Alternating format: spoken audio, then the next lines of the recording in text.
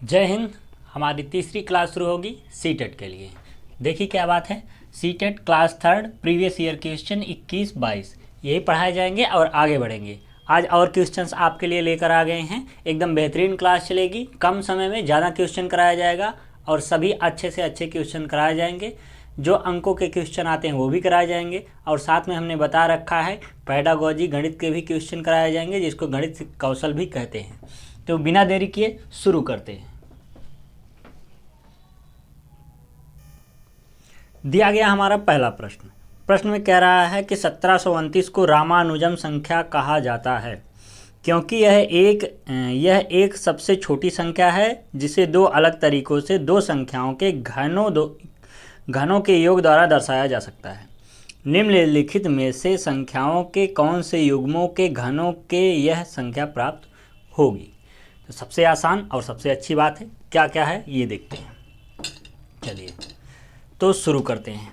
पहली बात यह है कि रामानुजम की संख्या क्यों कहा गया, तो लिखा गया है 1729 और 1729 होने के बाद उसने कहा है कि कोई ऑप्शन लीजिए और उस ऑप्शन से आप बताएंगे कि कैसे घनों का योग करने पे 1729 हो जाता है। तो सबसे पहली जो बात है वह देख लिया जाए। तो जो पहला ऑप्शन है, पहला ऑप्शन दिया गया है 1 और 12 और साथ में दिया गया है 9 और 8, यही दिया गया है दोनों। तो चेक करते हैं। तो पहले को जब चेक करेंगे तो क्या होगा, कहते हैं घनों का योग। तो दोनों संख्या का घन करते हैं। तो पहली संख्या का घन आप बताएंगे, 1 का घन करेंगे तो क्या मिलेगा, घन का मतलब क्यूब होता है, 1 का क्यूब प्लस 12 का क्यूब। तो आप कहेंगे 1 का क्यूब सर होता है 1 और 12 का अगर हम क्यूब करते हैं तो हमको मिल गया 1728। 1728 आपको क्यूब निकालना पड़ेगा। अगर नहीं आता है तो आप हमारी पिछली वीडियो स्क्वायर और क्यूब में जाइए, वहाँ आपको मिल जाएगा स्क्वायर क्यूब कैसे निकालते हैं। तो ये तो हो गया आपका 1729। जब आप जोड़ेंगे तो आपको मिलेगा 1729। ये तो बात सही हुई कि हाँ पहला वाला तो ठीक है। क्या दूसरा वाला भी सही है वैसे? तो दूसरे वाले को देखिए, यहाँ लिखेंगे कि 9 की घात 3 प्लस 8 की घात 3। तो 9 9 81 और 81 में अगर आप 9 से गुणा करते हैं तो 9 1 कम 9 9 8 72, ठीक है। तो 729 है 9 का किसका, 9 का क्यूब। 729 9 का क्यूब प्लस 8 करेंगे, 8 टाइम 64 और 64 में अगर 8 से गुणा करते हैं तो 8 8 चौक 32 को 2 लिखेंगे और 8 छक 48, 48 में अगर 3 जोड़ते हैं तो 51, मतलब 512 8 का क्यूब। अब इनको जोड़ लीजिए। तो जोड़ेंगे तो 9 2 11 हो गया और 3 1 4 हो गया, 7 में 5 जोड़ा तो 7 5 12 हो गया, अर्थात 1241 हो गया। तो इससे यह पता चला यह सेटिस्फाइड नहीं हुआ। हमें लाना कितना है, घनों का योग करने पे 1729 आ जाए। तो पहले ऑप्शन नंबर ए हमने देखा, ऑप्शन नंबर ए में हमको पहली संख्या का क्यूब किया, उसका योग किया तो हमको 1729 मिला। लेकिन उसी में लिखा था और, ऐसे करके लिखा था और, इस वाली संख्या में भी वही चीज़ होना चाहिए। तो यहाँ पे देखा तो यहाँ पे सेटिस्फाइड नहीं हुआ, अर्थात हमारा ऑप्शन नंबर 1 सही नहीं है। तो ऑप्शन नंबर 2 पे जाएंगे, ऐसे चेक करेंगे। तो ऑप्शन नंबर 2 आपको दिया गया है, इसको मिटा दें। देखिए ऑप्शन नंबर 2 यहीं पे कर देते हैं मिटा के। ऑप्शन नंबर 2 दिया गया है आपको 1 12, आप भी देखते रहेंगे ऑप्शन को, और 10 9, यही ऑप्शन दिया गया है। तो पहले के थ्रू इसको निकालेंगे, पहला ये ऑप्शन नंबर बी है। तो पहले वाले को निकालते हैं, 1 का क्यूब प्लस 12 का क्यूब, है ना। तो 1 का क्यूब 1 होगा, 12 के क्यूब आपका 1728 और इसको जोड़ेंगे तो 1729। तो मतलब ये तो सेटिस्फाइड हुआ।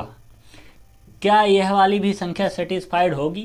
तो चेक करिए, 10 का क्यूब प्लस 9 का क्यूब, कहते हैं घनों का योग करने पे। तो घनों का योग कर रहे हैं तो 10 का क्यूब करेंगे तो 10 दहा में 100 दहा, सब 10 का क्यूब करें 10 गुणे 10 गुणे 10, 3 बार होगा तो 3 0, और 9 का करेंगे तो 9 का अभी आपने बताया है कि 729 होता है।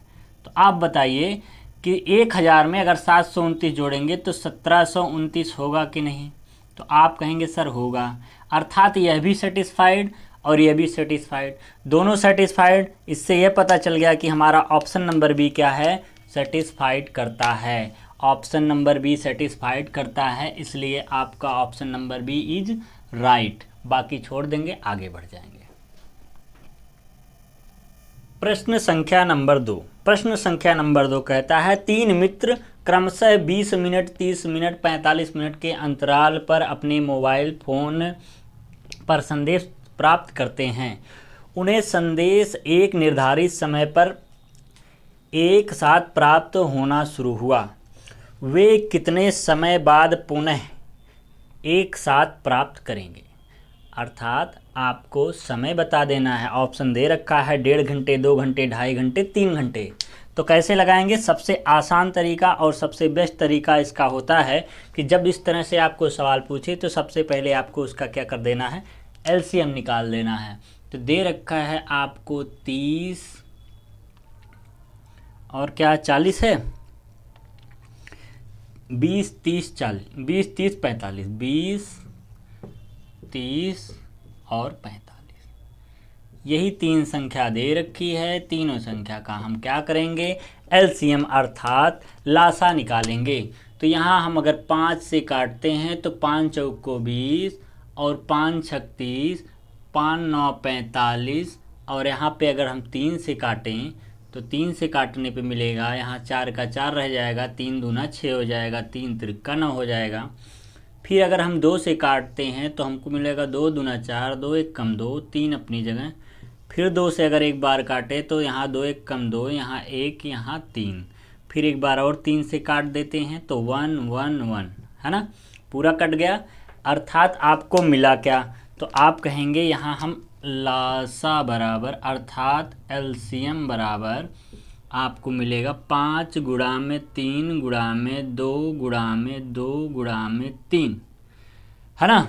जितनी बार ये लिखा गया है इसी को पूरा गुणा में लिख देंगे तो हो गया आपका। ऐसे गुणा करने का तरीका समझिए, 5 दूना 10 और 10 दूना 20 और 20 तियाँ 60 और 60 तियाँ 180। अच्छे से गुणा कर पाए कि नहीं, बहुत अच्छे से कर पाए होंगे। अब 180 क्या आया, मिनट। क्यों, क्योंकि प्रश्न में कह रखा है, अभी आपको जो प्रश्न दिया है इस प्रश्न में कहा आपको मिनट में दिया है, 20 मिनट, 30 मिनट, 45 मिनट। तो इसका जब हम एलसीएम निकालेंगे तो 180 मिनट आ गया। अब 180 मिनट को अगर हमको घंटे में बदलना है तो 180 बटे हमको क्या करना पड़ेगा, 60 से भाग देना पड़ेगा, क्योंकि 60 से भाग देंगे, 1 मिनट में 60 सेकंड होता है। अगर 60 से आप भाग देंगे तो आपको घंटे में मिल जाएगा। और मिला आपको 18 बटे 6, 6 से फिर काट दिया तो 6 त्रिक 18, अर्थात मिला क्या, 3 घंटे। जो मिला आपको 3 घंटे। ये जो 3 घंटे आया यही ऑप्शन नंबर आपका क्या है, ऑप्शन नंबर शायद यही सी है कि डी है। ऑप्शन नंबर डी आपका क्या हो जाएगा, राइट आंसर।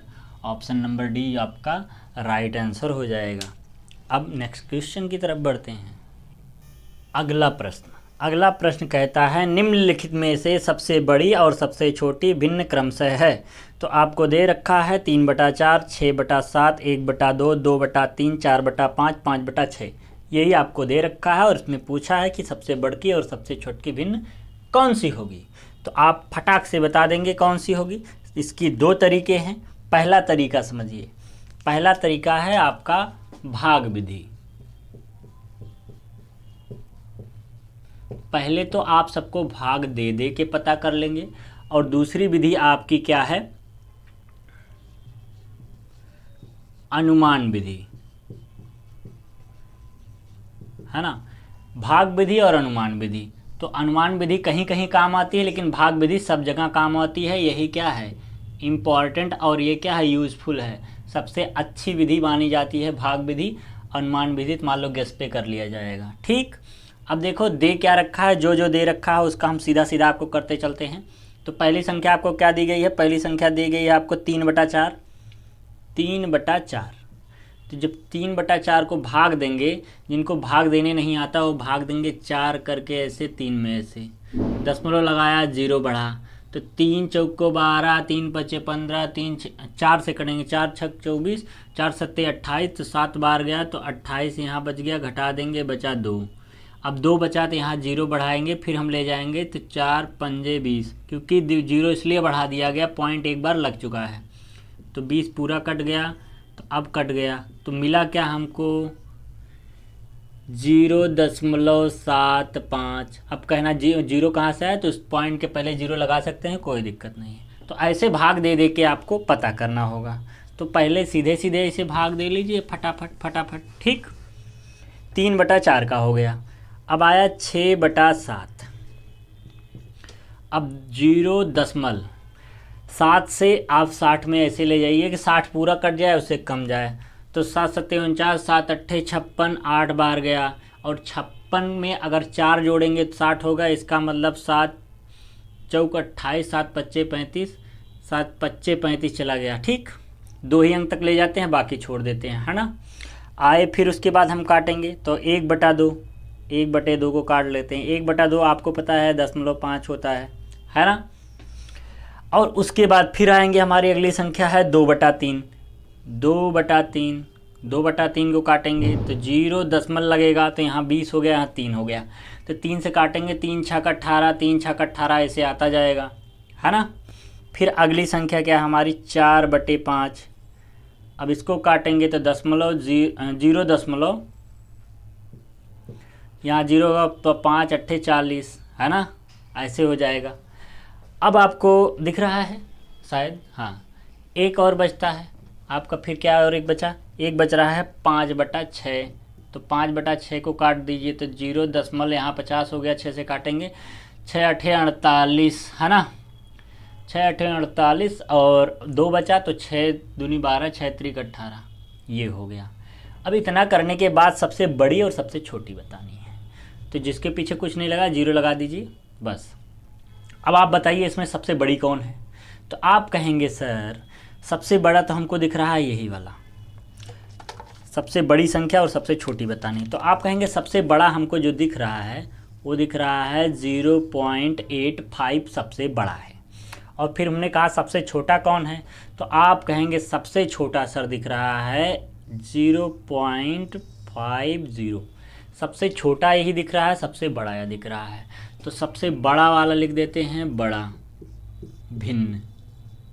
तो बड़ा भिन्न आपका हो गया 6/7, जो यह दिया गया है। और छोटा भिन्न, तो छोटा भिन्न जो आपका है वह हो जाएगा 1/2। तो आपका आंसर क्या हो जाएगा, यही दोनों क्या हो जाएंगे आपके आंसर, बड़ा भिन्न और छोटा भिन्न। तो आपको बात समझ में आई होगी। तो 6/7 और 1/2 ऑप्शन नंबर 1 सही है। ऑप्शन नंबर 1 पे टिक कर देंगे कि ऑप्शन नंबर 1 6/7 और 1/2, यही क्या हो जाएगा आपका आंसर।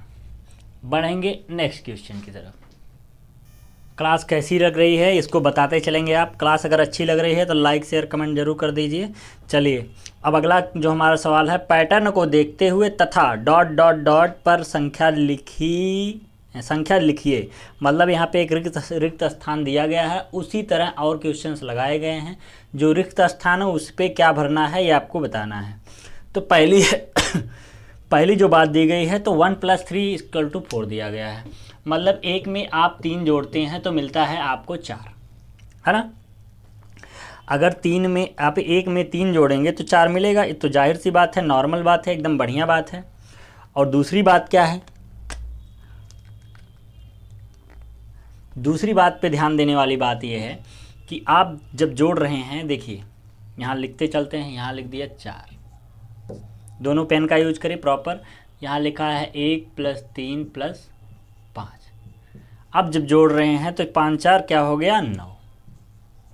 फिर उसी क्रम में क्या कर रहे हैं हम, फिर जोड़ेंगे 1 + 3 + 5 + 7।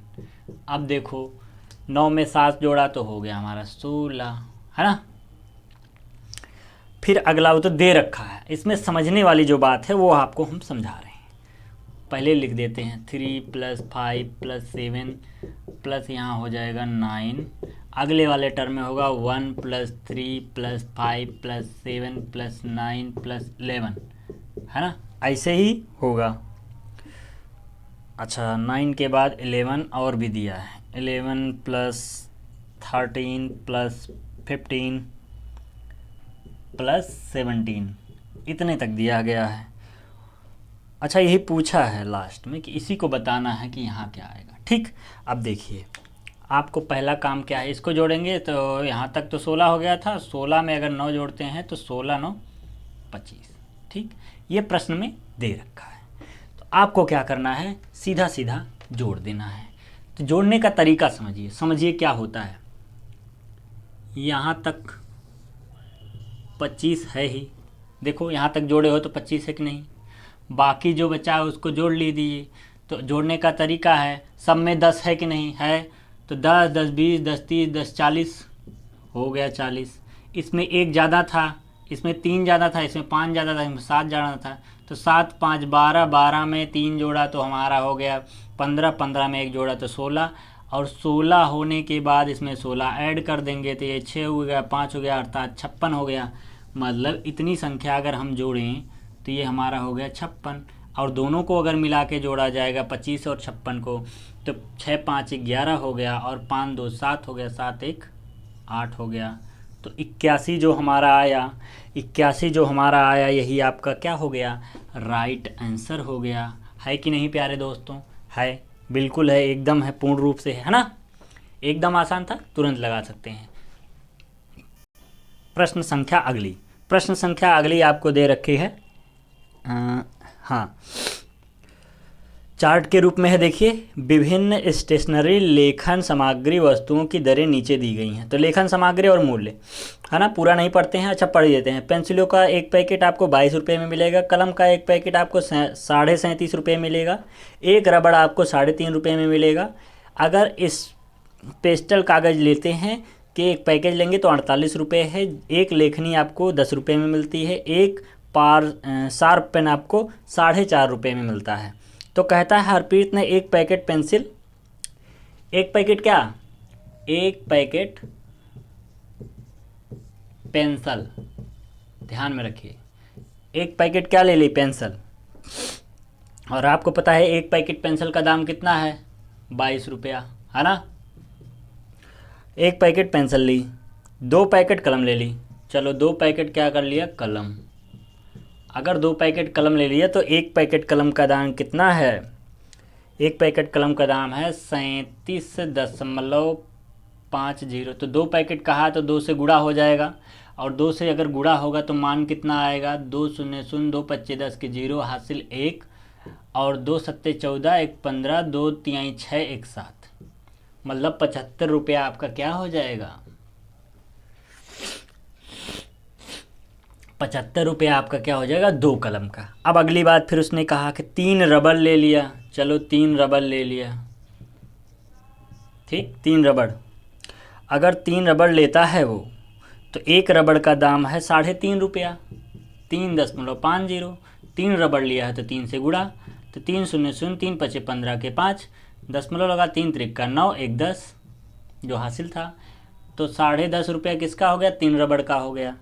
अब अगली बात करेगा वो कि पेस्टल सीट के 2 पैकेट, पेस्टल कागज़ जो सीट है उसके एक पैकेट का दाम है 48 रुपया। तो कितना इसने पैकेट लिया है, 2 पैकेट, 2 पैकेट क्या ले लिया, पेस्टल सीट, क्या लिखा है, पेस्टल सीट, 2 पैकेट लिया है तो 2 गुणे क्या कर देंगे, 48। क्यों, क्योंकि एक पैकेट 48 का है, तो ऐसे 48 गुणे 2, तो 48 का 2 में करेंगे, 2 8 16, 2 चौको 8 1 9, 96 रुपये, 2 पैकेट का क्या होगा, 96 रुपये। अब बात करेंगे अगली बात, उसने फिर कहा है कि एक लेखनी खरीदी, चलो लेखनी कम से कम एक ही खरीदा, कलम की एक पैकेट, पेंसिलों की एक पैकेट, एक लेखनी के दाम 10 रुपया है, तो एक लेखनी जो कि कितने की है, 10 रुपये की, इसमें कोई छेड़छाड़ नहीं हुई है, ठीक। उसको कितनी धनराशि अदा करनी पड़ेगी, मतलब कुल कितना रुपया देगा। तो आपको सीधा सीधा क्या करना है, उसने पहले कहा 22 रुपया, फिर कहा 75 रुपया, फिर आपको मिला 10.5 रुपया, फिर मिला आपको 96 रुपया, फिर मिला है 10 रुपया, और ये जो मिला है यही सबको क्या करना है, जोड़ना है। तो आप ऐसे सीधा लाइनिंग करेंगे और सबको जोड़ लेंगे। जोड़ने का तरीका समझिए, 22 लिखा है तो 22 लिख देंगे सीधा सीधा। यहाँ 75.75 सिर्फ लिखा है, बाद में दशमलव के 0 हटाएगा, कोई दिक्कत नहीं, तो ऐसे रहने देंगे। फिर मिला है 10.50, तो इसको लिखेंगे। फिर आपको मिला है 96, तो 96 लिख दिया। फिर 10 मिला है तो 10 लिख दिया। लिखने का यही तरीका है, आप जब भी दशमलव को जोड़ेंगे तो इसी तरह लिखेंगे, कोई दूसरा तरीका नहीं अपनाएंगे। अर्थात जो नंबर्स लिखेंगे वो नंबर्स लिखेंगे, पॉइंट वाला बाद में है तो बाद में रहेगा। अगर मान लीजिए यहाँ सिर्फ ऐसे होता तो हम सिर्फ ऐसे लिखते, ऐसे 0 0 लगाते थे कि 00.50, ठीक। लेकिन यहाँ दे रखा है 10.5, तो 10.5 ऐसे लिखेंगे, ठीक। अगर भाई किसी को और नहीं समझ में आता है तो यहाँ जब कोई संख्या नहीं लिखी है, दशमलव लगा के 2 0 ऐसे बढ़ा सकते हो, झूठे मूठ का, है ना। अगर किसी को बात समझ में नहीं आती है कि 22 रुपया है कैसे जुड़ेगा, तो दशमलव लगा के 0 बढ़ा सकता है। अब देखो 0 से 0 में जोड़ोगे 0, 0 में 5 जोड़ोगे तो 5, अब फिर 2 में 5 जोड़ोगे तो 7, 7 में 6 जोड़ा तो आपको 13, 13 को 3 हासिल 1। अब देखो ये हो गया 3, और 3 में 7 जोड़ा 10, और 9 1 10, 10 20, 20 1 21, तो आपको 21।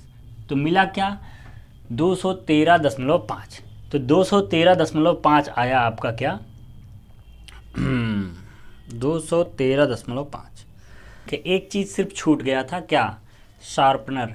एक उसने क्या ख़रीदा था, शार्पनर, है ना। उसने एक शार्पनर ख़रीदा था जो कि था 4.50 रुपये का, मतलब 4.5 रुपये का था। तो 4.5 रुपये का शार्पनर छूट गया था, तो लास्ट में आपको क्या करना है, 4.5 रुपया जोड़ लेना है। 4.5 को कैसे लिखेंगे आपको पता है, इस तरह से। इसमें कोई दिक्कत नहीं, सब वैसे ही सेम बताया गया है। शार्पनर छूट गया था प्रश्न में हमसे, तो शार्पनर लास्ट में आप लिख देंगे। इसमें एक ही शार्पनर उसने खरीदा था, तो इसलिए एक शार्पनर का दाम जो दिया गया वही बस इसमें ऐड कर देंगे। तो इसको जोड़ लिया गया, तो 5 5 10 के 0 हासिल 1 हो गया, 4 3 7 1 8 हो जाएगा। यहाँ दशमलव को दशमलव रह देंगे, यहाँ 1 हो गया, यहाँ 2, तो आपको कितना मिल गया 218। दशमलव पॉइंट हट जाएगा तो हो गया आंसर आपका 218। जो ऑप्शन नंबर ए दे रखा है वही आपका क्या है आंसर, 218 रुपये उसको धनराशि अदा करनी पड़ेगी। इसमें कुछ खास नहीं था, बहुत ही आसान था। उम्मीद है आप समझ पाए होंगे। आपको फिर से एक बार याद दिला दें कि ये जो क्लास चल रही है ये सीटेट और सुपर टेट और टेट के लिए स्पेशल चल रही है, इसलिए ज्वाइन करना ना भूलें। आइए अगले क्वेश्चन की तरफ बढ़ते हैं और लगन से पढ़ते रहिए, ठीक है। अगला क्वेश्चन आप भी बताएंगे, साथ में करते चलेंगे। दिया गया है कि 10011 को 101 से भाग देने पर शेषफल क्या प्राप्त होगा। अर्थात दिया गया है 111 को अगर 101 से भाग दें तो क्या प्राप्त हो जाएगा। तो सबसे पहली बात चीज़ आपको इतनी समझ आनी चाहिए कि 101 का जब आप गुणनखंड करेंगे, जब आप इसका क्या करें गुणनखंड, जब इसका गुणनखंड करें तो क्या होगा, और अगर 1011 लिखा है उसका गुणनखंड करें तो क्या होगा। अगर ये आपको निकालने आता है तो बहुत ही आसान तरीके से आप क्या इसका आंसर दे सकते हैं। तो चलिए बिना देरी किए हम आपको बताते हैं कि इसका गुणनखंड आप कैसे कर पाएंगे और किस तरह से निकाल पाएंगे। चलिए, एक तरीका है, आप HCF सुने होंगे। HCF कहने का अर्थ अगर पता चल जाए कि इसमें क्या है और इसमें क्या है, दोनों में अगर कुछ कॉमन हो रहा हो, दोनों में अगर कुछ कॉमन हो रहा हो तो वही क्या होगा HCF। मतलब ये जो आपका जो 10,011 लिखा गया है और 101 लिखा गया है, दोनों में कोई कॉमन ऐसा फैक्टर हो जो दोनों में मिलता हो। तो कैसे पता चलेगा, इसका दो तरीका। पहला तरीका गुणनखंड, दूसरा तरीका क्या है, दूसरा तरीका आपका क्या है भाग विधि, है ना, भाग विधि। और अभी थोड़ी देर पहले हमने समझाया था कि भाग विधि सबसे सटीक और सबसे इम्पॉर्टेंट और सबसे बेस्ट विधि होती है, ठीक। तो भाग विधि का ही हम उपयोग करते हैं। तो दिया गया आपको 101 से भाग देना है, इससे लिखते हैं 101 से आपको भाग देना है 10011 में। ठीक, अब आप पहाड़ा पढ़ेंगे। देखिए अगर इसको आप 101 लिखा है, 101 लिखा है, अगर इसको आप एक बार ले जाते हो, ध्यान रखिए, अगर आप इसको एक बार ले जाते हो तो क्या होगा। अगर आप एक बार ले जाते, देखिए आपको ले कितने में जाना है, 4 अंक में। हमेशा आपके पास अगर 3 अंक दिया गया है, जैसे यहाँ पे दिया गया है 101, इसमें कितने अंक है, 1 2 3, अर्थात इसमें 3 अंक हैं। तो जब हम भाग देंगे तो हमेशा क्या, इससे बड़ा होना चाहिए, तो इससे बड़ा हमको दिख नहीं रहा है तो 4 अंक में ले जाएंगे।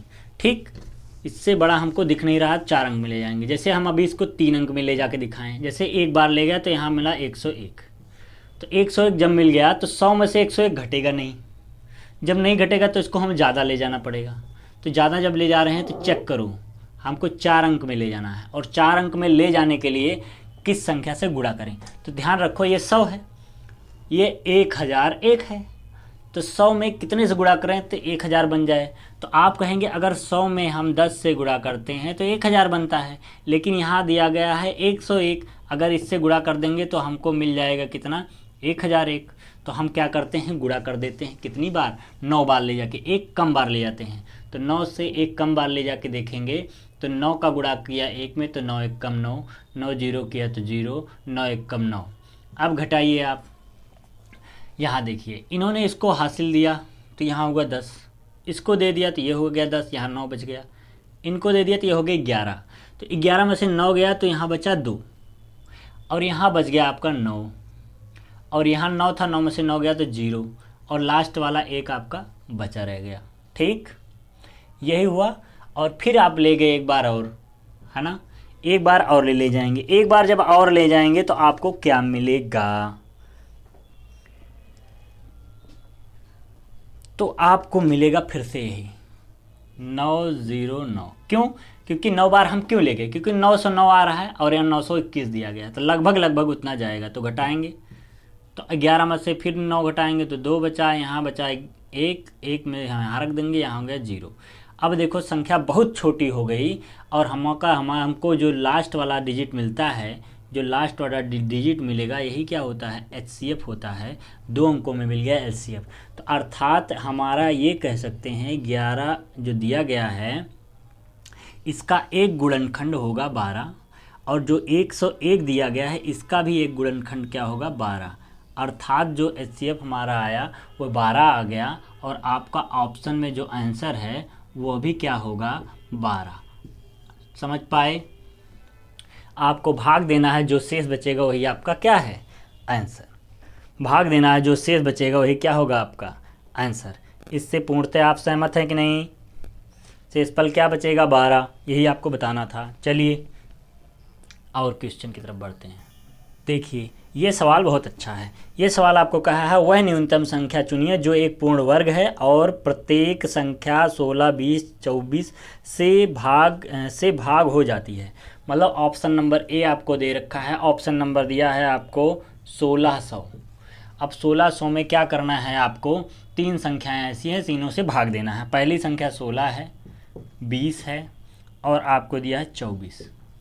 अर्थात यहाँ जो ऑप्शन ए दिया है, अगर इन तीनों संख्याओं में से विभाजित हो जाता है तो यह संख्या पूर्ण वर्ग मानी जाएगी। अब देखिए पूर्ण वर्ग तभी मानी जाए, पूर्ण वर्ग है, दिया गया है पूर्ण वर्ग है, लेकिन प्रत्येक संख्या इतने इतने से विभाजित है। विभाजित करके देख लीजिए कैसे विभाजित होगी। अब देखिए आप पहले 16 से भाग देंगे तो 16 से तो हो गया, क्योंकि 16 से जब भाग देंगे तो ये कट जाएगा, तो 16 से विभाजित हो गया सीधा सीधा। 20 से करके देखिए, जब आप 20 से विभाजित करेंगे तो 0 0 कटेगा, तो फिर 2 से काटेंगे तो 8, ये भी विभाजित हो गया। हो गया कि नहीं, हुआ कि नहीं, तो आप कहेंगे बिल्कुल। 24 से विभाजित करके देखिए, 24 से तो 6 आप 2 से काटेंगे, किससे काटेंगे, 12 से काटेंगे, नहीं, तो आप 8 से काट दीजिए। 8 त्रिक 24, 8 दूनी 16। ठीक, आपको कितना मिल गया, 200/3। अब 200/3 को काटेंगे तो क्या पूर्णतः कटेगा, तो आप कहेंगे नहीं, पूर्णतः नहीं कटेगा। और जब पूर्णतः नहीं कटेगा तो ऑप्शन नंबर 1 क्या हो जाएगा, गलत। अर्थात 24 1600 से विभाज्य पूर्णतः विभाज्य नहीं है। तो ऑप्शन हमारा ए क्या हो गया, गलत। ऑप्शन नंबर बी पे आएंगे। तो ऑप्शन नंबर बी आपको क्या दे रखा है, उस पर थोड़ा फोकस कर लिया जाए। ऑप्शन नंबर बी दिया गया है आपको 3600, है ना। और 3600 में फिर भाग देना है आपको कितना, 16 से, 20 से और 24 से, है ना। तो सबसे पहले 16 से देखते हैं।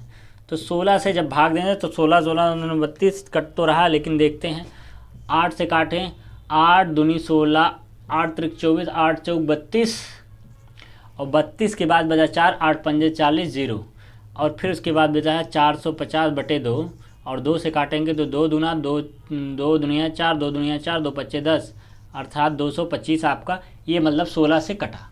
अब चेक करते हैं क्या 20 से भी कटेगा। 16 तो कट गया, क्या 20 से भी कटेगा। अब चेक करते हैं भैया, 20 से भी देख लेते हैं। लिखा गया है आपका 3600। अब 20 से काट के देखेंगे तो 0 से 0 कट गया, 2 से काटेंगे तो पूर्णतः कट जाएगा, ठीक।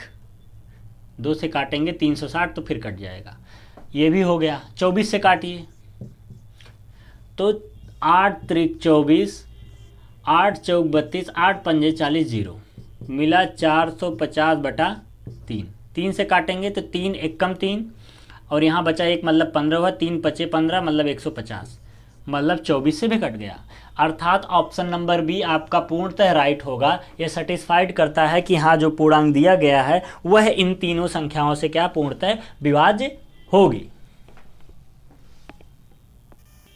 अब देखिए ये जो प्रश्न आ गया है इससे भी आसान अब क्या हो सकता है। इसमें कह रखा है कि 78636 में, है ना, में जो 6 है इसका क्या स्थानीय मान, स्थानीय मान का गुणनफल क्या होगा, यही तो सबसे पहला जो काम है, तो स्थानीय मान का मतलब स्थान का मान।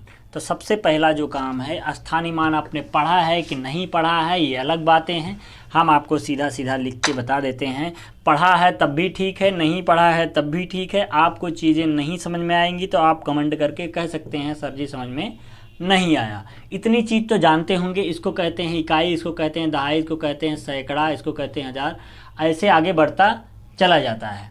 तो इसका अर्थ ये होता है, इकाई का मतलब होता है यहाँ 4 गुणा में 1 बराबर 4 के। दूसरी वाली संख्या का मतलब होता है 6 यहाँ है, 1 अंक हट गया, मतलब इसमें 10 से गुणा हो रहा है, इसका मतलब ये हुआ 60। मतलब जो संख्या 1 अंक इधर बढ़ गया, जितना अंक बढ़ता जाएगा उतना 0 उसमें बढ़ता जाएगा। अगर आ गया यहाँ 3 का स्थानीय मान पूछा जाए तो 3 गुणा में यहाँ क्या हो जाएगा 100, अर्थात 300 बन जाएगा। क्यों, क्योंकि 3 के बाद 2 संख्याएं हैं, एक 6 और एक 4, मतलब 2 प्लेस रिप्लेस हुआ है, इसलिए 2 0 लग गया है। ऐसे यहाँ 6 पे आए तो यहाँ 6 गुणा में क्या करना पड़ेगा 3 0, क्यों, क्योंकि 3 स्थान रिप्लेस हुआ है, यहाँ पे हो जाएगा आपका 6000, ठीक। ऐसे 8 पे आएंगे तो 8 को आपको ध्यान में रखना है, 8 लिखेंगे गुणे यहाँ 10,000 लिखेंगे, क्योंकि 10,000 में 4 0 होगा तो यहाँ आ गया आपका 80,000, और जो 80,000 आएगा क्योंकि 4 अंक रिप्लेस हुआ है इसलिए 80,000 हो गया। इसी तरह जब आप 7 में आएंगे तो 7 गुणा में क्या लिखेंगे 1 लाख, जब 7 गुणा में 1 लाख लिखेंगे, 1 लाख में 7 5 0 होता है तो 7 5 0 लगा देंगे ना, तो हो गया आपका 7 लाख। क्यों, क्योंकि 4 प्लेस इसका खाली रह गया, 5वें प्लेस पे स्वयं है। जितना प्लेस खाली रहेगा, जितनी जगह बचती जाएगी, खाली होती जाएगी, उतने 0 बढ़ते चले जाएंगे जब स्थानीय मान निकालेंगे तब। तो यहाँ पे बाबू हम आपको कह दें, आपको बता दें, उसने कहा है 6 के स्थानीय मानों का गुणनफल। तो 6 2 जगह है, एक जगह यहाँ है, एक जगह यहाँ है। जो यहाँ पे है इसका स्थानीय मान कितना दिया गया है, तो आप कहेंगे इसका स्थानीय मान सर यहाँ दिया गया है 60, ठीक। और दूसरे वाले का स्थानीय मान क्या है, तो दूसरे वाले का स्थानीय मान है आपका 6000। आप कहेंगे सर दूसरे वाले का स्थानीय मान दिया गया है 6000, है ना। अब कहता है इन दोनों का गुणनफल, अर्थात इन दोनों का क्या कर दिया जाए गुणा। तो हम गुणा करके आपको दिखा देते हैं। जब आप 6000 में 60 से गुणा करेंगे तो आपको मिल जाएगा, पहली बात 6 36 हो गया, और यहाँ 3 के बजाय 4 0 बच जाएगा, तो यही क्या हो जाएगा आपका आंसर। बहुत ही आसान और बहुत ही गजब का सवाल है। आपको बिल्कुल नहीं आता है फिर भी आने लगेगा। तो बात समझ में आई होगी, एकदम समझ पाए होंगे। सेशन को लाइक करिए, कमेंट करिए, शेयर करिए। मिलेंगे नेक्स्ट क्लास में। और आपको क्लास कैसी लगी इसका फीडबैक ज़रूर दें। अपना फीडबैक देंगे तो हम और सुधार करेंगे। अगर थोड़ी सी भी गलतियां होती हैं तो उसको और सुधारेंगे। और ध्यान रखिए, प्रीवियस ईयर क्वेश्चन ही हैं और previous year question most important होते हैं किसी भी एग्ज़ाम के लिए। तो मिलेंगे, ठीक है, नेक्स्ट क्लास में। Bye bye.